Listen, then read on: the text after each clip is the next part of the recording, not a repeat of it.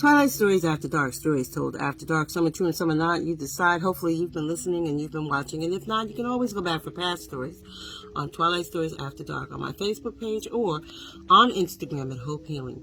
Tonight's story is called Fate. So grab a cup of coffee, a cup of tea, a cup of hot chocolate, a glass of wine, whiskey, Hennessy, brandy, cognac, whatever it is that makes you want to sit back, relax, and listen. Fate.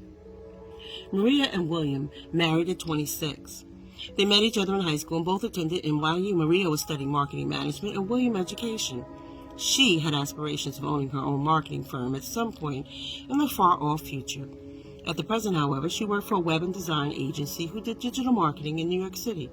William worked for the public school system as a science teacher. He loved science and was somewhat of a nerd. However, that's what attracted Maria to him. He wasn't the unbearable type. He was more laid back compared to her more extrovert personality.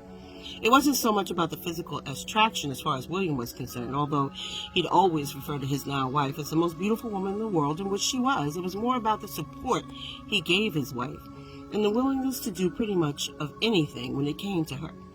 Maria, as well, adored William immensely. She loved his caring nature, his concern, his reassuring demeanor, and the way he loved her. Oh, how he loved her.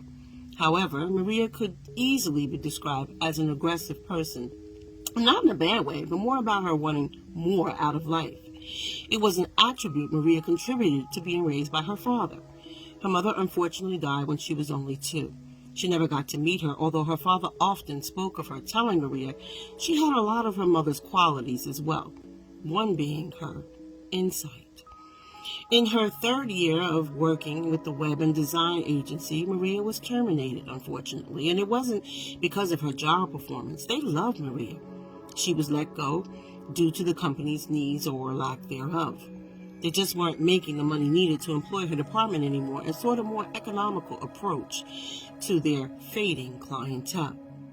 Due to the lack of employment and job search pretty much non-existent in her field, Maria and William decided it was time to move.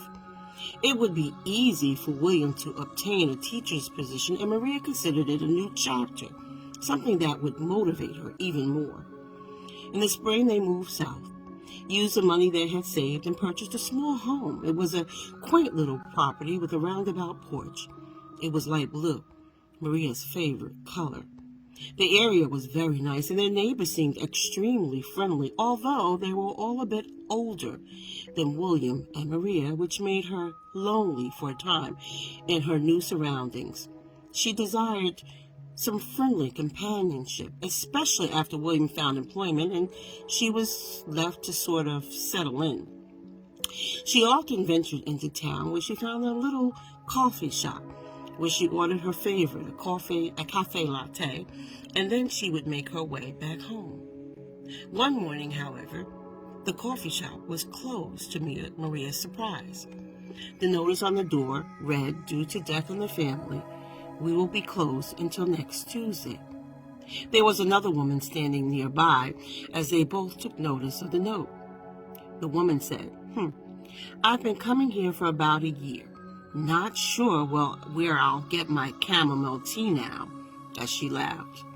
Maria responded, "Yes, true. I'm just sorry about whatever happened."